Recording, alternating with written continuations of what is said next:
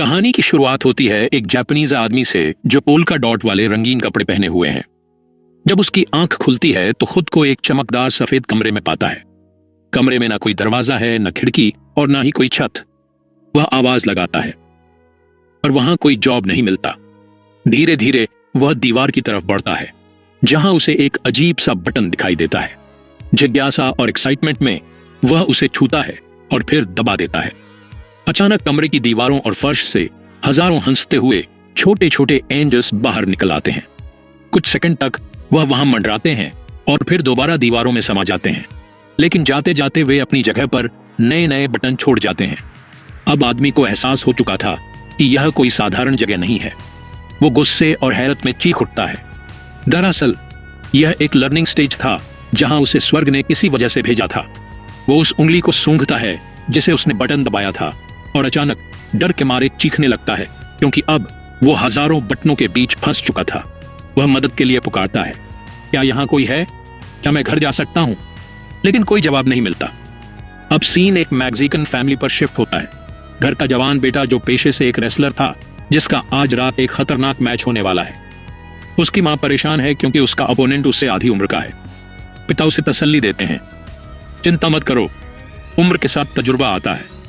मुझे यकीन है आज हमारा बेटा ही जीतेगा। इतने में एक कार आती है जो उसे फाइट के लिए लेने आई थी और वह निकल पड़ता है अपने मुकाबले की तरफ। उधर जापानीज आदमी को समझ आ चुका था कि चिल्लाने का कोई फायदा नहीं। अब वह तय करता है कि इन बटनों को आजमा कर दिखेगा। वह एक बटन दबाता है तो वहां एक टूथब्रश आ जाता है। धीरे धीरे उसे समझ आने लगता है कि हर बटन किसी अलग चीज से जुड़ा है। कभी कोई फ्लावर वाज गिरता है, कभी मेगाफोन, और बार बार वही बटन दबाने पर वही चीज दोबारा आती है। ऐसे ही करते करते उसने ढेर सारी चॉपस्टिक जमा कर ली। वह ऊपर देखकर कहता है, भगवान अगर मुझसे कोई गलती हुई है तो मुझे माफ कर दो। मुझे घर जाना है लेकिन जॉब अभी नहीं आता। फिर वह एक और बटन दबाता है। अचानक एक छोटी ट्रॉली उसके पैरों से टकराती है। दर्द में कराते हुए वह फिर एक और बटन दबाता है, पर इस बार दीवार से एक बच्चे का पिछवाड़े जैसा आकार निकलता है जो उसके चेहरे पर गैस छोड़ देता है। घंटों बीत जाते हैं। कमरा अब अजीब अजीब चीजों से भर चुका है। थक कर वह एक बॉल दीवार पर फेंकता है जो गलती से एक और बटन दबा देती है और अचानक वहां सुशी की प्लेट गिरती है। वह दौड़कर देखता है, वाकई वो जापान की पारंपरिक डिश सुशी ही थी। भूख से बेहाल वो खुश हो जाता है, मगर जल्द ही वो नोटिस करता है कि सोया सॉस नहीं है। वह बटन दबाता है पर फिर से सुशी आती है। दूसरा बटन दबाता है, फिर वही कई बार कोशिश करता है पर कोई फायदा नहीं।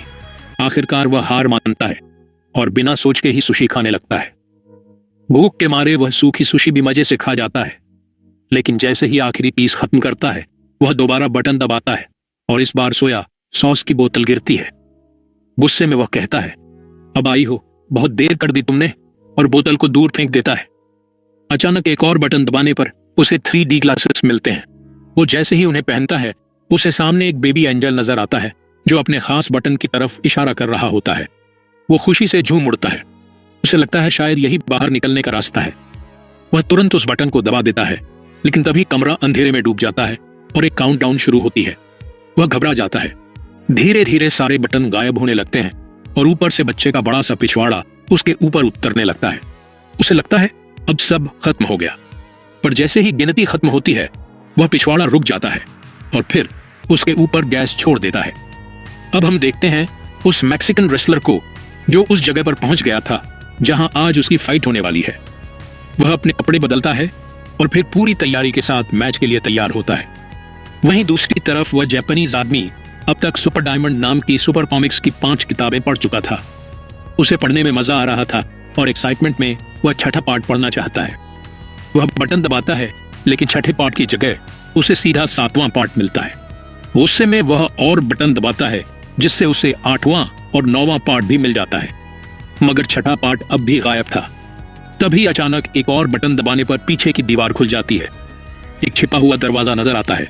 वह खुशी से झूम उठता है, लेकिन इस खुशी में वह भूल जाता है कि दरवाजा खोलने वाला बटन कौन सा था। वो अंदाजे से बटन दबाता है और अचानक दीवार से एक अफ्रीकी आदिवासी निकलता है जो एक दीवार से दूसरी तरफ भागने लगता है।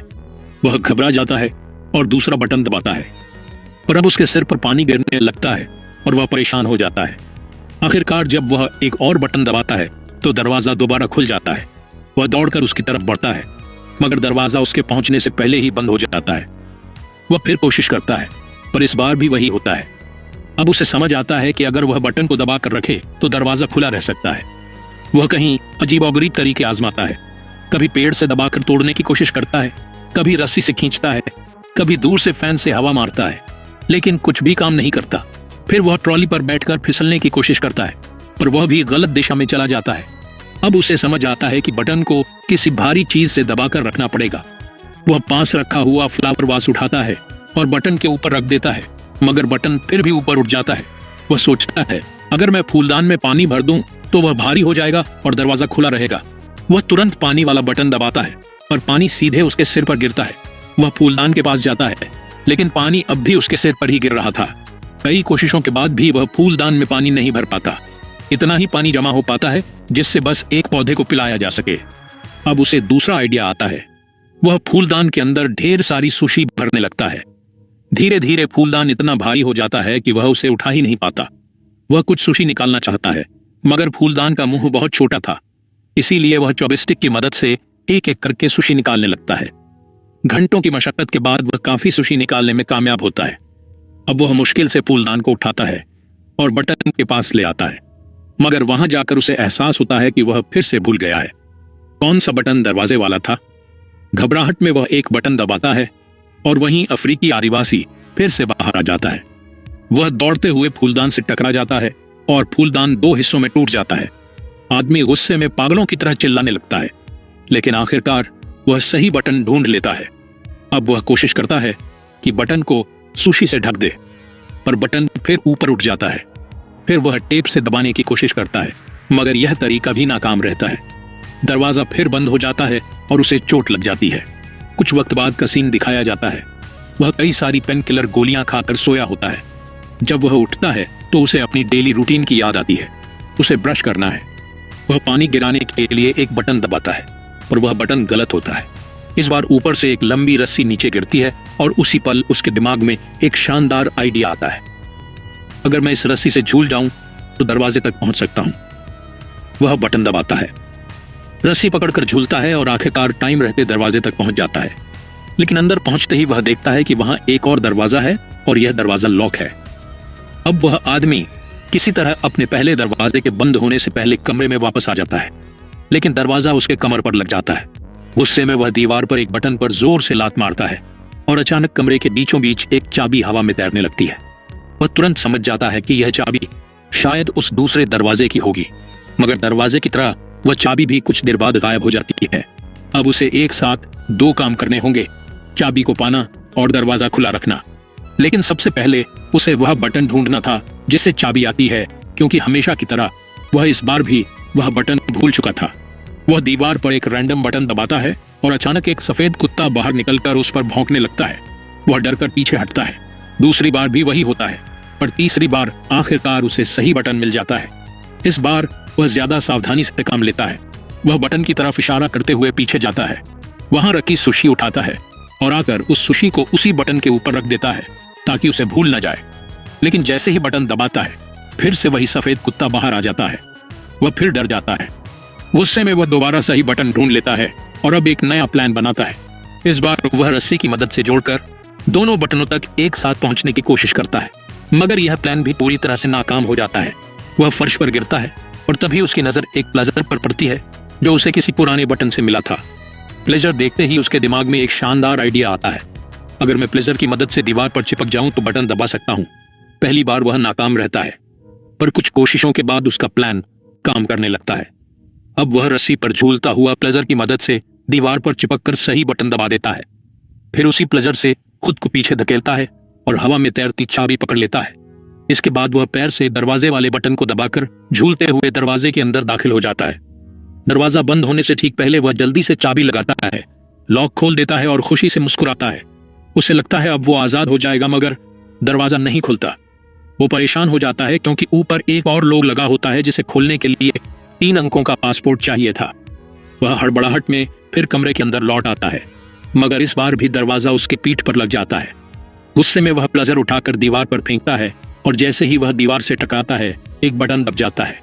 अचानक वही अफ्रीकी आदिवासी दीवार से बाहर निकल आता है इस बार जब वह उसकी तरफ गौर से देखता है तो नोटिस करता है उसके माथे पर 3 नंबर लिखे हुए हैं। वह तुरंत समझ जाता है यह तीनों नंबर दरवाजे के ऊपर वाले लॉक का पासपोर्ट हो सकते हैं। लेकिन दिक्कत यह थी, दरवाजा सीमित समय के लिए ही खुला रहता था, इसीलिए अब वह तेजी से दीवारों के अंदर जाता है। हर बार सही बटन दबाकर मुश्किल से खुद को बचाता है और एक एक नंबर याद रखता है। आखिरकार वह तीनों को डाल देता है। लॉक खुल जाता है। वह रात की सांस लेता है, लेकिन दरवाजा अब भी नहीं खुलता। उसे एहसास होता है दरवाजा अंदर की तरफ खुलता है और अब कमरे में इतनी कम जगह बची थी कि वह दरवाजा पूरा खुल ही नहीं पा रहा था। वह 3 फीट की जगह में फंस जाता है। धीरे धीरे उसकी आंखों के सामने वह सारे पल घूमने लगते हैं। जब वह बटनों से मिलने वाली अजीब अजीब चीजों के साथ खेला करता था, उसे एहसास होता है कि भले ही वह यहाँ पर के था, पर कम से कम वहां मन बहलाने के लिए बहुत कुछ था। अब कहानी लौटती है मेक्सिको की तरफ, जहां वही मैक्सिकन रेसलर अपने साथी के साथ रेसलिंग एरिना में पहुंच चुका है। यह मैच दो लोगों के बीच होने वाला था। उनके सामने वाले अपोनेंट बेहद ताकतवर थे और जैसे ही मैच शुरू होता है वह दोनों मिलकर उसके साथी को बुरी तरह पीटने लगते हैं। वहीं वह जापानीज आदमी अचानक साइड वाली दीवार से अपने चेहरे पर हल्की हल्की हवा महसूस करता है। हैरानी में वह उस दीवार को छूता है और देखता है कि उसमें एक बारीक दरार है। उसे तुरंत एहसास होता है कि यह दीवार नकली है। बिना वक्त गवाए वह उस दीवार को खोलता है और एक रहस्यमयी हॉलवे में दाखिल हो जाता है, जहां अनगिनत दरवाजे वह रास्ता हवा में तैरता हुआ लग रहा था, मानो वहां उसे बाहर निकलने के लिए उसे अनंत काल तक दौड़ना पड़ेगा। वह दौड़ता रहता है और आखिरकार जब हॉलवे खत्म होता है तो वह एक और कमरे में पहुंचता है। अचानक उसके बाल लंबे हो जाते हैं और उसके कपड़ों पर बने पोल का डोर्स का रंग फीका पड़ जाता है। इस अजीब बदलाव से वह हैरान रह जाता है। तभी उसे बहुत सारे एंजल्स की फुसफुसाहट सुनाई देने लगती है। लेकिन इस बार कमरा छोटा नहीं बल्कि बड़े फरिश्तों से भरा हुआ था। वह कुछ देर तक वहां रहते हैं, फिर अचानक दीवारों में गायब हो जाते हैं। जाते जाते हर एक दीवार पर अपना बटन छोड़ जाते हैं। पीछे से दरवाजा बंद हो जाता है। यह दरवाजा दूसरा स्टेज था, प्रैक्टिस स्टेज। अब जापानीज आदमी लगभग हार मान चुका था। गुस्से में चिल्लाने लगता है। उधर मैक्सिकन रेसलर अब रिंग में उतर आता है। दोनों अपोनेंट उसे घेर लेते हैं और हमला शुरू कर देते हैं। एक रेसलर चेयर उठाकर उस पर वार करने ही वाला होता है, लेकिन तभी उस कमरे में जापानीज आदमी को कुछ अजीब महसूस होता है। वह जैसे किसी अनोखी ताकत के जरिए एक बटन की तरफ खींचता चला जा रहा था। जैसे ही उसने वह बटन दबाया, उधर रिंग में मैक्सिकन रेसलर की गर्दन अचानक बहुत लंबी हो जाती है। वह अपने सिर से दोनों रेसलर को गिरा देता है और मैच जीत जाता है। सभी लोग खुश होकर तालियां बजाने लगते हैं और उसके पिता और बेटा उसकी जीत से काफी खुश थे। जापानीज आदमी ऊपर देखता है। वहां फरिश्ते उड़ रहे होते हैं और अब कमरे की छत नहीं थी। दरअसल यह वह जगह थी जहां मौजूद हर बटन से दुनिया की घटनाएं नियंत्रित की जाती थीं। अब वह उन बटन को दबाने के बजाय उनका इस्तेमाल सीढ़ियों की तरह करने लगता है। हर बटन को छूते हुए ऊपर चढ़ता जा रहा था। जैसे जैसे वह ऊपर बढ़ता है तो बटन दबने से धरती पर अजीब अजीब घटनाएं होने लगती हैं। कहीं फूल खिलने लगते हैं, कहीं पेंगुइन से गिर पड़ते हैं, कहीं हाथी की मौत हो जाती है। हर वह चीज जो खुदा के इरादे से तय होती है अब इस आदमी की उंगलियों के इशारों पर बदल रही थी। वह जितना ऊपर चढ़ता जाता है, इन बटनों का असर उतना ही गहरा होता जाता है। अब उसका असर सिर्फ प्रकृति तक सीमित नहीं था, बल्कि इंसानियत, मशीनों और तकदीर तक पहुंच चुका था। कभी टॉयस्टर अपने आप चल पड़ता, कभी कोई इंसान चांद पर फिसल जाता। आखिरकार जब वह अंत तक पहुंचता है तो उसके बाल और दाढ़ी मूंछ लंबे हो चुके होते हैं। अब उसे बटन छूने की भी जरूरत नहीं। वह फरिश्तों की तरह हवा में तैर रहा था। इस ऊंचाई पर पहुंचकर वह अपने पिछले दोनों कमरों के तजुर्बे याद करता है और भगवान की भूमिका को कबूल करता है। अब वह समझ चुका था कि बटन दबाने का काम हाथों से नहीं बल्कि सोच से भी किया जा सकता है और उसे अब मानवता के लिए सबसे बड़े फैसले लेने हैं। धीरे धीरे वह चुनिंदा तौर पर इंसानियत की सबसे बड़ी हिट से चुनने लगता है। जैसे जैसे उसका काम पूरा होता है, कमरे की दीवारें गायब होने लगती हैं। उसकी जगह रोशनी से बने पंखों का एक घेरा बन जाता है। फिर एक ऊर्जा से बना पोर्टल खुलता है और वह उसमें तैरता हुआ दाखिल हो जाता है। अब वह आखिरी कमरे में पहुंचता है जो भविष्य का कमरा था। इस कमरे की एक दीवार पर पूरी दुनिया का नक्शा बना हुआ था और वह सभी लोगों की आवाजें सुन पा रहा था। सामने एक बड़ा सा बटन था, पर यह कहानी यहीं खत्म नहीं होती। यह हमें दिखाती है कि जिंदगी कभी सिर्फ बटन दबाने तक की नहीं होती। कभी कभी हमें समझना पड़ता है कि हर बटन के पीछे एक मकसद छुपा होता है। हर तकलीफ, हर मुश्किल हमें एक नए स्टेज की तरफ ले जाती है। वह जापानीज आदमी दरअसल हम सबकी तरह ही था, जो जिंदगी के कमरे में बंद था। हर बार एक नया बटन दबाकर निकलने की कोशिश कर रहा था, कभी उम्मीद से, कभी गुस्से से और कभी मजबूरी में। लेकिन असल बात तब समझ में आई जब उसने कंट्रोल पाना छोड़ दिया और मीनिंग समझना शुरू किया, क्योंकि जब हम अपने हालात को स्वीकार करते हैं तो हम खुद अपनी तकदीर के एक गॉड बन जाते हैं।